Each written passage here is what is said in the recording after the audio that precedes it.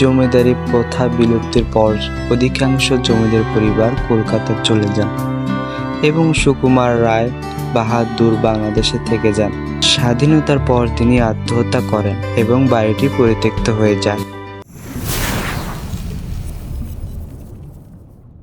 আজকে আপনাদেরকে ফরিদপুর 22 শশী জমিদার বাড়ির সম্পর্কে ছোট্ট একটি ইতিহাস বলবো।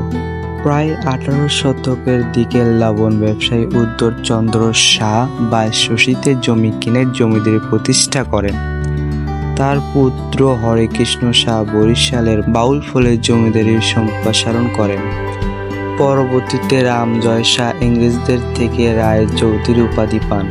জমিদারি প্রথা বিলুপ্তির পর অধিকাংশ জমিদার পরিবার কলকাতা চলে যান এবং সুকুমার রায় বাহাদুর বাংলাদেশে থেকে যান। স্বাধীনতার পর তিনি আত্মহত্যা করেন এবং বাড়িটি পরিত্যক্ত হয়ে যায়। এমনই আরও সুন্দর সুন্দর ছোট ছোট ব্লগ দেখতে চাইলে চ্যানেলটি সাবস্ক্রাইব করে বেল আইকনটি অন করে দিবেন।